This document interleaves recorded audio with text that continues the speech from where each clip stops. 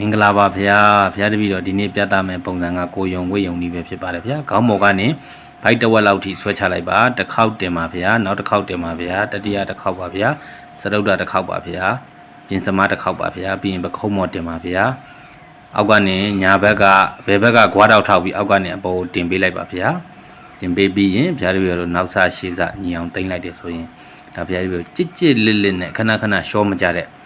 ဧကတိဝိယုံနီးရပါပြီဗျာအဲ့လိုဝတ်တော့အဖြစ်ဗျာတို့တရောင်စစ်ဖုံးအောင်လဲဝတ်ရပါတယ်ဗျာအဲ့လိုတရောင်စစ်ဖုံးအောင်ဝတ်မှလည်းပတာရဖြစ်ပြီးတာရုပ်ပါလည်းဖြစ်ပါတယ်ဗျာအဲ့လိုသင်္ကန်းကိုခောက်ဝတ်တဲ့အလေးချင်းရှိတယ်ဆိုရင်ဗျာတို့ခဏခဏမလျှော့ကြပါဘူးဗျာသင်္ကန်းကအမြဲတမ်းညီညီညာညာဖြစ်ပါတယ်ဗျာအဲ့တော့ရှင်းနောက်ဘေးဘီဝဲရာအဆင်ပြေပါတယ်ဗျာတာရုပ်ပါလည်းဖြစ်ပါတယ်ဗျာပေါ့နော်ဒါကြောင့်ဗျာတို့သင်္ကန်းကိုအဲ့လိုခောက်ဝတ်ဖို့လည်းပဲဗျာတို့အကြံပေးခြင်းပါတယ်ဗျာ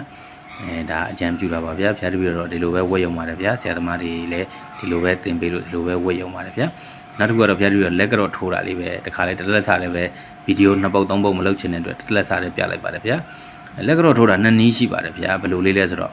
တရောင်စစ်အောက်ကိုပေါ့သင်္ကန်းကတကယ်လို့တအားရှည်နေတယ်ဆိုရင်တရောင်စစ်အောက်ကိုထည့်ပြီးတော့ကင်ပြီးတော့တဲ့ကင်ပြီးတော့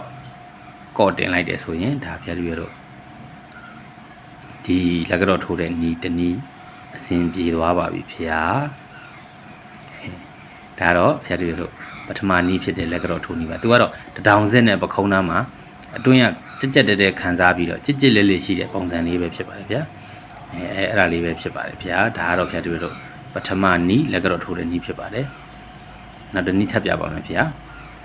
နောက်တစ်နည်းကတော့ဘယ်လိုလေးလဲဆိုတော့ကြည့်ရှုပေးပါအောင်ဗျာ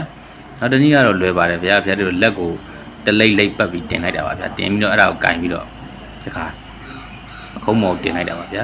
သူကတော့ပေါ့ပါနဲ့လက်မောင်းနဲ့တရောင်စစ်ကြားမှာလုံးဝပေါ့ပါခံစားပြီးစိတ်ဖြစ်တဲ့ဒါလက်ကတော့ထိုးနေမျိုးလေးဖြစ်ပါတယ်ဗျာဆရာတော်ကြီးတွေကြွားမြန်းတဲ့အခါမှာဖြစ်ဖြစ်ကိုယ့်ထက်လေးစားစရာရှိတဲ့ပုံကိုယ်တွေသီလကောင်သမာဓိကောင်ပညာကောင်ကြီးမြင့်တဲ့ပုံကိုယ်တွေရှိသွားတဲ့အခါအဲ့လိုဘုရားရှိခိုးသွားတဲ့အခါမှာဖြစ်လက်ကတော့ထိုးပြီးသွားတာဓာတိပရိတို့ရဟန်းတော်တွေရဲ့ယဉ်ကျေးမှုဖြစ်တဲ့အတွက်ဒါလေးတွေကိုလည်းပဲလက်ကတော့ထိုးခြင်းတတ်နိုင်ပါစေလို့ဘုရားတပည့်တော်